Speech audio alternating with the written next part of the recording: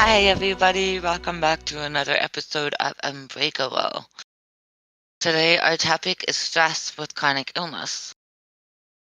Kay, I know you have experience with paying for stress with your lupus. Would you be willing to tell us some of your main or worst side effects that you deal with when you're in high stress?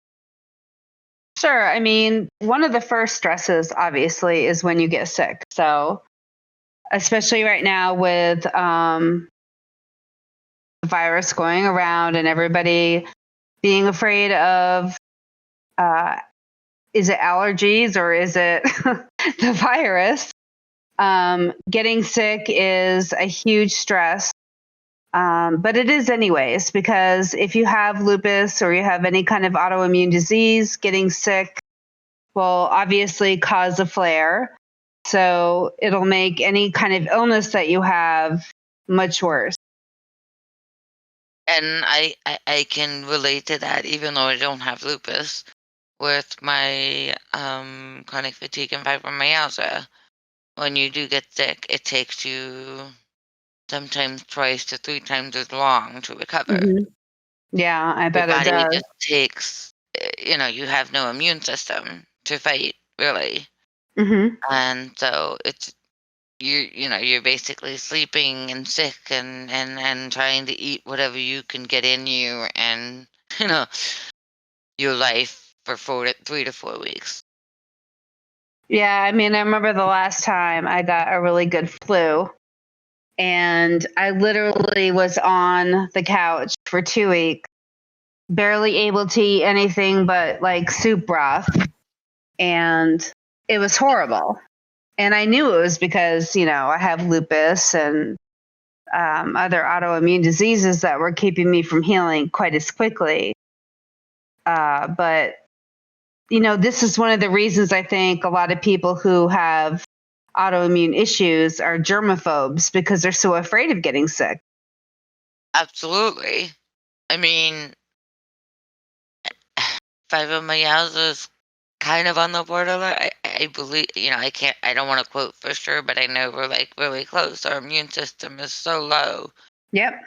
And, you have to constantly be um, almost a germaphobe without being a Hmm. freak, without freaking out about it, I would say, Hmm. Hmm. would be the best way I could explain it. Even Um, though I think a lot of other people think we're anyways, but right, yeah, that's for sure. yeah. And they have every right to do so. So they're ahead of the game, Hmm. I think. You Yeah. know, don't look at that person weirdly when they're using a paper towel to open the, public restroom door. There's a reason for that. Common sense. If you do your research, that's the smartest Hmm. thing to do. Exactly. Yep. And then, Um, like, another issue that I would have that really flares up my lupus is any sort of change in schedule, whether it be a major change in events in my environment, where, like, of course, recently everybody's changes has been because of the COVID-19, where everything, people are working from home and kids are not going to school. Any type of huge change like that, or just like a major lack of sleep, or for instance, when we had a bunch of hurricanes happen around here, kind of giving away where we're from, um, we had to actually evacuate from our house and go somewhere else. And I was sick for weeks after that, because just like your body is so sensitive to any sort of change that, you know, having to move away, having to not sleep as much, having to just change your schedule in any sort of major way can absolutely bring on a huge flare. and again, we don't have the same diseases, but I can relate Hmm. on my side. Lack of sleep, oh my God. Um, if I'm up till 3 or 5 in the morning, I'm gonna pay for it. Doesn't matter. Does not matter.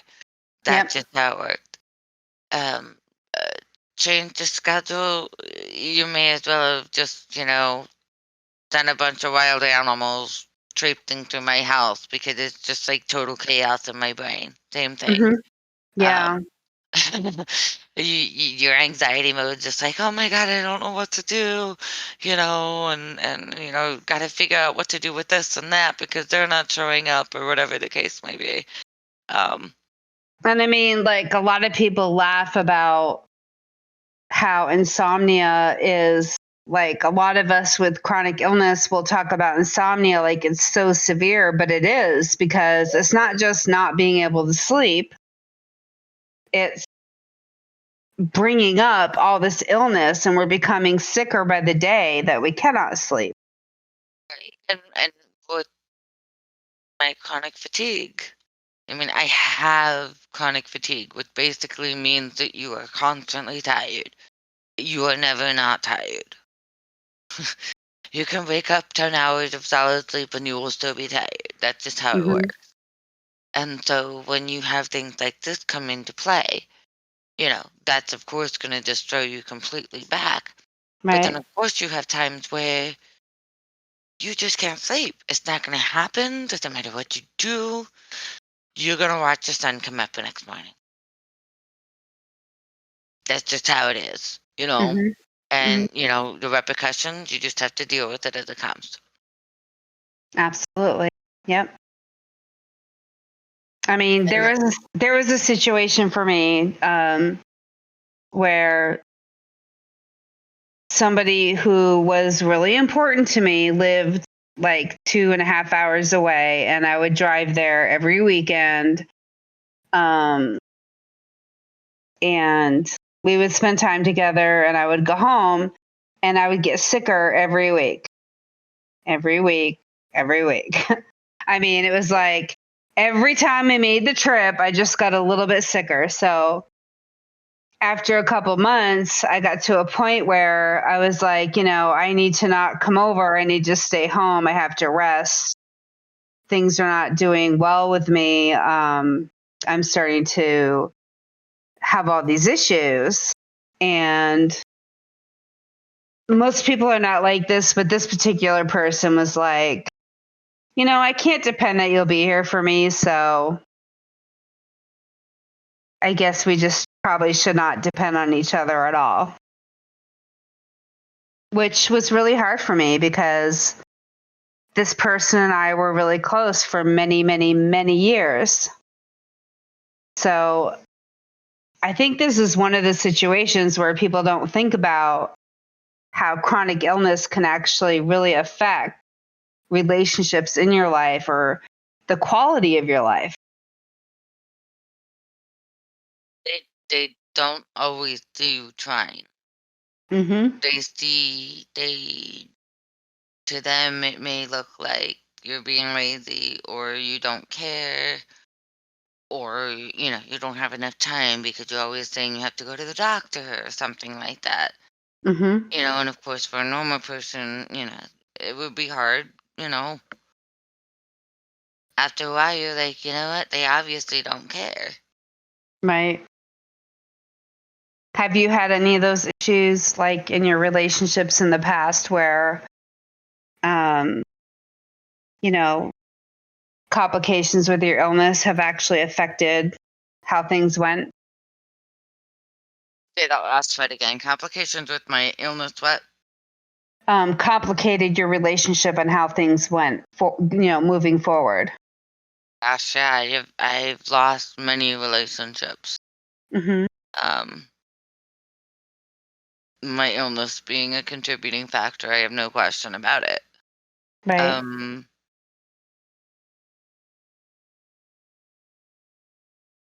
I think it boils down to I don't want to get like deep into it unless you have a specific question in mind. But for me, I think it just boils down to family, friends, a stranger, whatever.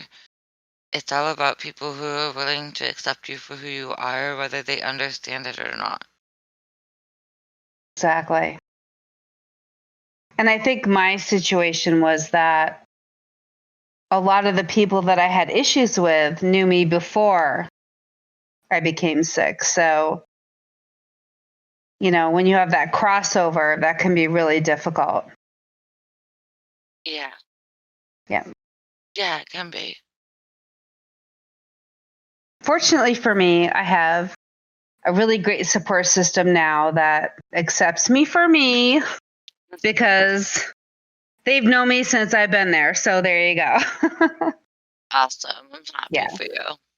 I'm So, very happy for you. I and have you being one of them. So absolutely 100%, sweetie. yeah. But yeah, I mean, I do have, I could say probably maybe two family members that would be completely 100% for supportive. One for sure, it's just how it is. It's hard for a lot of people to understand, even within family. It is. I mean, I know a lot of people from the chronic illness community. I hate to keep bringing it up, but I do have some close friends there and they have the same problem. The only reason I can't say that for myself is because I'm not close to my family anyway. And the ones that I am close with really have no understanding of what I'm going through. So I really have never had family support at all. Um, well, thank you. So I do understand though, like how I think family is probably the most hurtful and disappointing relationship that you can lose when you become chronically ill. Mhm. I mean, for me, in a lot of ways, it caused a lot of emotional damage to me. Hmm. You know, my own family doesn't believe me, you know, my own Yeah, doctor, my own friends, whatever the case might be. I mean, that just messes with your head so badly. I did go through that with one person. Her and I had been friends for probably 20 years. And I think I've talked about this in a previous podcast, but, um, she believed me about everything. So when she didn't believe me about that, it was really hurtful. So,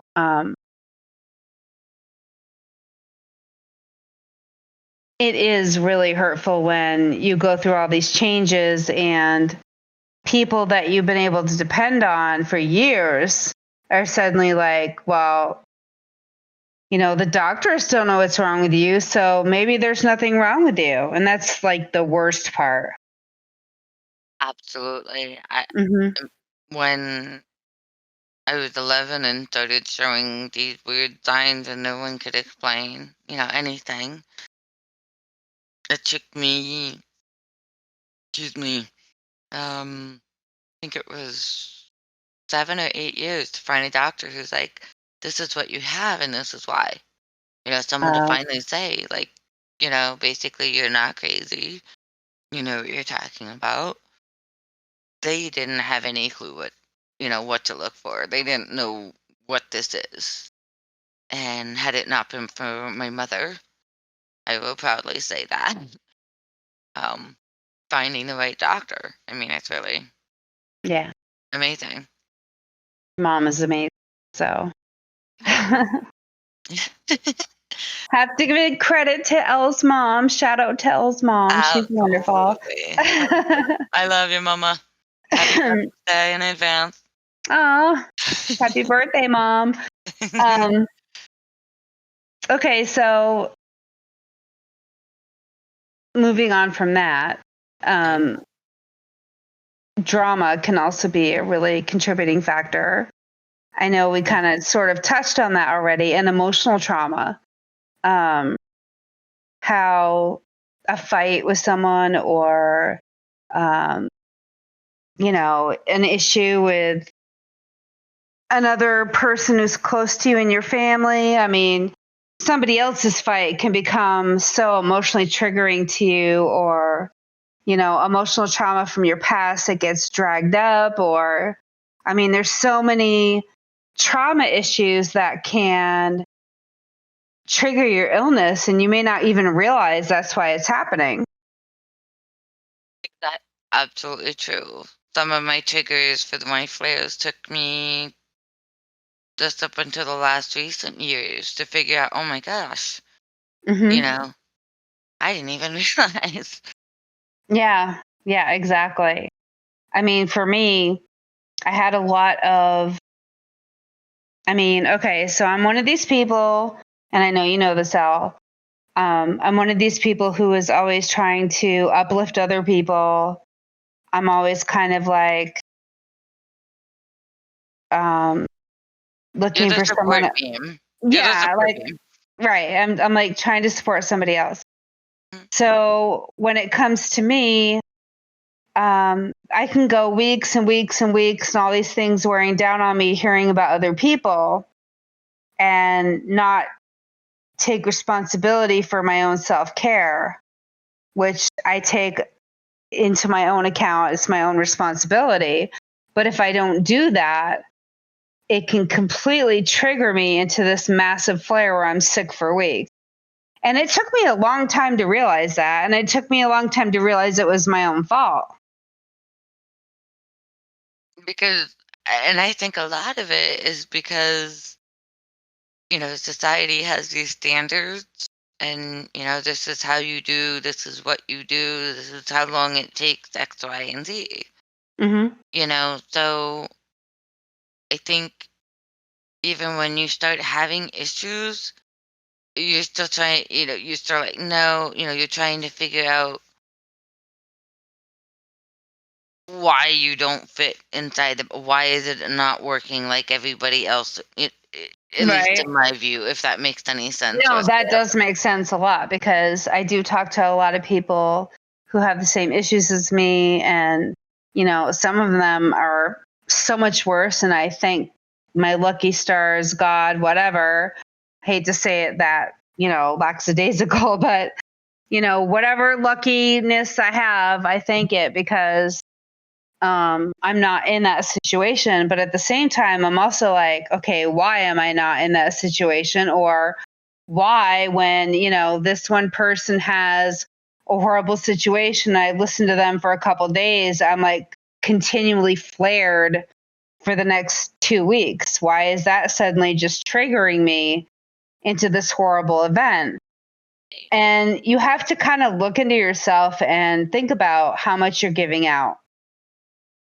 I mean, really, I always thought if you're giving out, you're giving out. So how could that be a bad thing? But It's why energy is we're called energy. spoonies.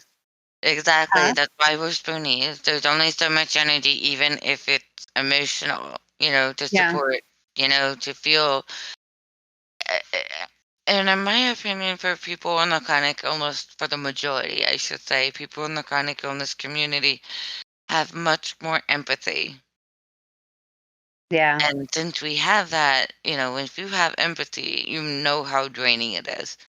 You may not have been through that exact situation, but you know what it feels like to have your heart broken or, things fall completely through the cracks or whatever the case may be.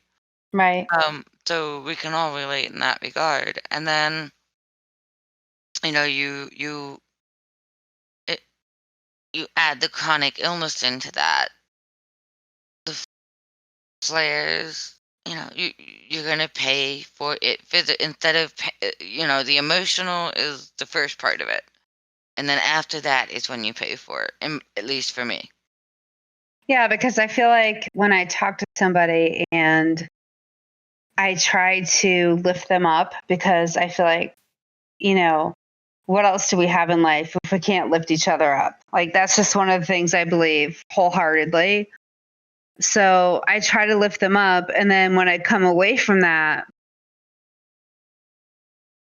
I realize I've left energy behind. Right. It's kind of like I figured out it's kind of a math project because you only have so much energy. So if you leave this much here and that much there, and then you have none for yourself, you have to figure out how to replenish it. But before I figured that out, it was like I couldn't understand why I felt so bad helping other people. Yeah. And I think a lot of people feel like if they give out a lot and they don't get it back, there's something wrong.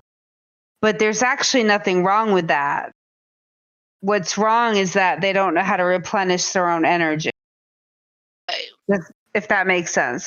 Yeah, absolutely. Which is why expectations are dangerous. You shouldn't do anything because you expect anything in return. But anyway, that's a whole nother subject. Right. So, Elle, we were just talking about how bad relationships or strenuous relationships with people who are close to you can trigger your illness. What extreme example do you have where that has actually triggered your illness? Well, one of the major ones that I had a side effect to was I had a really bad fight with a very close family member of mine. Um, and it was very emotionally taxing for me. And of course, with my condition, you take it on through your body. And as a result, that very night after the argument, I ended up having pretty much a grand mal seizure. Uh, biting through the tongue whole night, don't remember anything, all of that stuff. It was like right before Christmas was the last time this happened. Um, but for me, emotional, if I care about someone that much and something happens that just, it's instantaneous, my body reacts to it. Mm-hmm. So, have you had any other emotional situations that were long Well, lasting? emotional and physical. I would kind of say those two together. Mm-hmm. Um, in this instance that I'm thinking of anyway. Okay. Um, I was young, young adult. Let's put it that way. Still learning my way around the world and things. And unfortunately, I was date raped, and it's bad enough going through all of that emotional trauma and everything else, and getting all the tests done to make sure that you're okay, and thankfully I was. Um, However, about 2 days later, my body had this massive, massive reaction, Mm-hmm. to the point it was so painful that a part of my body just completely started swelling up. Um, and I could barely eat. All I would do Wow. was sleep. Um, it was like my body was just shutting down in a way. Um, Mm-hmm. so I went to the doctor, and they did all the tests and everything, and he's like, basically, the best I can explain this to you is this is your body's literal reaction to the trauma and the stress and the physical injury you've gone through, even though it wasn't, necessarily like a physical injury like that. It was Wow. still, yeah. Um, and it took me 2 weeks to recover from that, just from the fatigue, being able to eat better, getting back to myself again. Wow. Yeah. And just the stress of waiting between tests and stuff is enough to kill you, you know. Mm-hmm.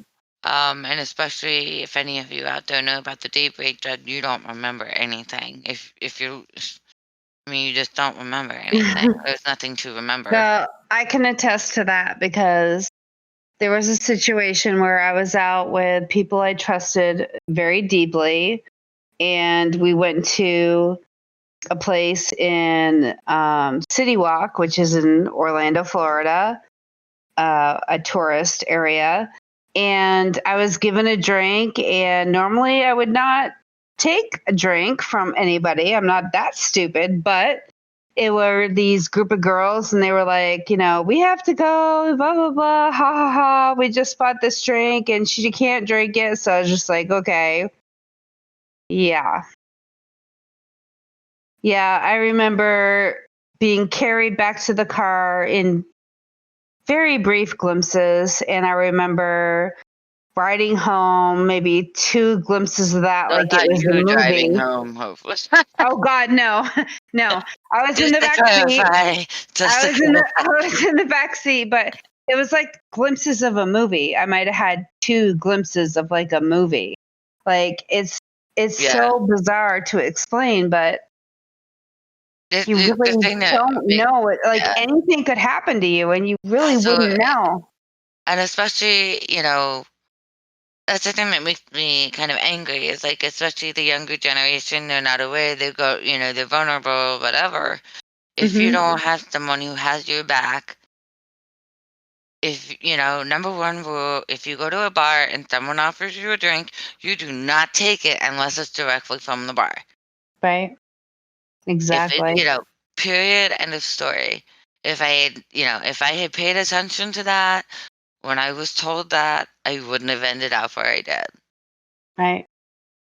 So, And I mean, I was in a situation where I was with trusted people, and thank God they had my back right. because I was carried to my car. And when I woke up the next morning, there was no doubt in my mind I had been drugged.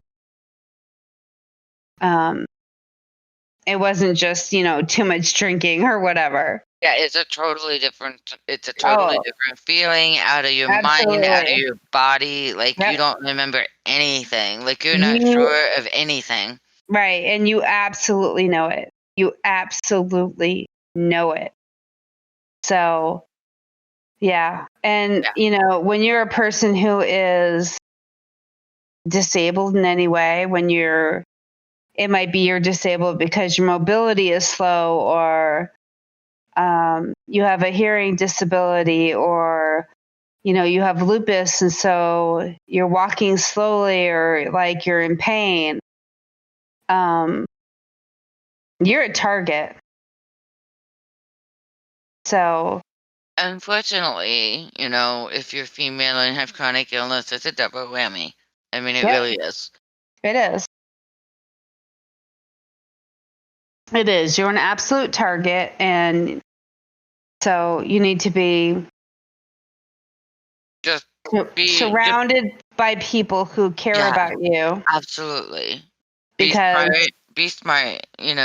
You're important, and you don't put yourself in any situation that would make you even more vulnerable than we are in this world. That would be and my stuff. even if you do, make sure you're with people at all times Oh, that are there for you, because even I was in a situation where I thought nothing ever could bad happen to me, and it still did. And yeah. thank God I had the people around me to pull me out of there. So Support system is an amazing thing. it is. I You mean, you can have to, It's rare, but you can find it if you really want it. I know you can. and So, everybody should have that. And that's the most important thing in life, is to have the people that you can trust with anything.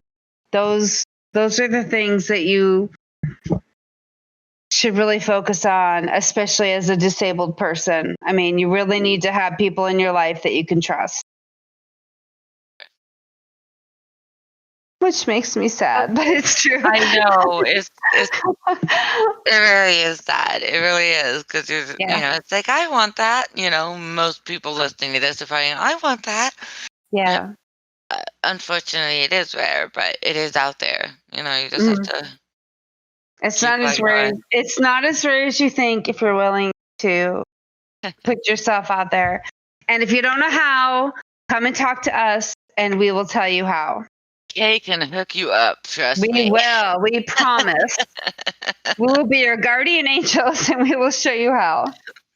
Um, okay. So The question of the week.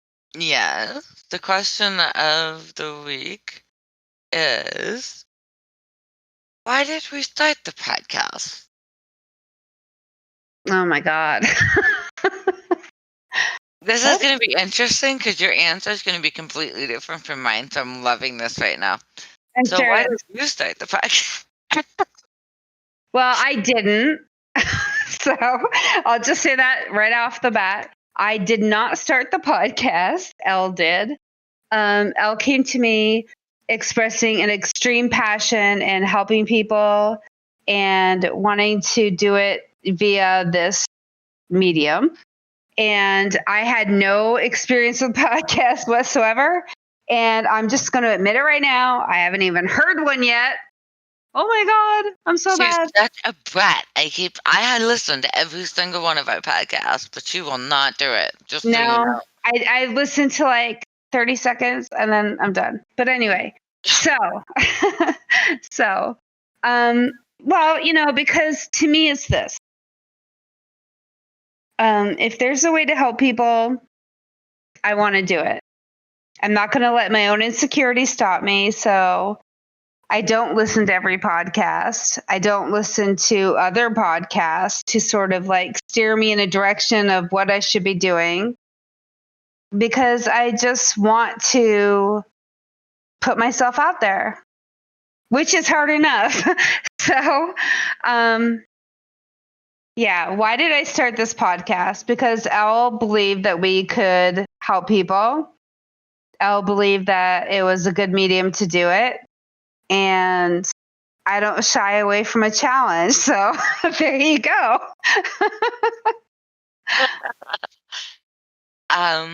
Well, like Kay said, the whole point of this podcast is to help others. Hopefully help you feel like you're not alone, like we did many times in our lives. I would have loved to have had a podcast to listen to or a radio show because I'm old, but whatever, to listen to just be like, you're not alone. So this was my driving point, and knowing Kay as well as I do, I knew that she would be perfect for this. So, Aww. yeah, yeah. But anyway, she has no idea her potential yet, so you just have to deal with it. Um, but yeah, I mean, our whole point, our home base is it's not about making money. It's there's none of that. Our whole point is to help as many people, educate as many people as possible. That's the whole point. Absolutely. I agree. Okay. Okay. So, what is the topic? That was a really good question, though. I It just have to say. was. Oh my God, I'm sorry. Yeah, you're absolutely right. It was a great question. Okay, so what is the topic? The topic for next week, since it is the month of May, last I checked, is lupus. Yay! So you will be the star next week. We will want to Woohoo! hear all about that. Lupus, go Lupus. Anyway, yeah, we need a month. We need a day. We need something. So, Right. So okay, what's good. the quote of the week, sweetie? Okay, so here's the quote. It's a little long. I actually wrote it myself. So here we go. With stress being the topic of this week, work to reduce your stress as much as you work on reducing your disease activity. Get enough sleep, eat right, avoid potentially harmful situations. If you are always surrounded by drama, take a look at the choices you are making. Cut off toxic relationships. Make sure the people in your life are lifting you up. Find healthy ways to deal with negative energy. Meditation, physical activity, tapping, art and musical therapy. Get professional help to deal with emotional trauma. Work within your limitations by planning ahead and asking for help. And most of all, be good to yourself. I love it. You did an awesome job. Well, thank you. You really, really did. We're going to post that, of course, right? Yes, we will. I have a feeling people are going to want to reshare that one. That's a really good one. Way to I go. hope so. Thank you. So where can they find us? Well, I mean... Oh, right. Of course. It's so funny. this brain fog is a... I know, right? Here we go. So you can find all of our media links in the descriptions, but we are, of course, on Facebook, Instagram, and Twitter. And anytime you want to send us a message on any of those, we will message you right back. If you want to message us privately, please find us on Facebook, message us privately, and we promise we'll get right back to you.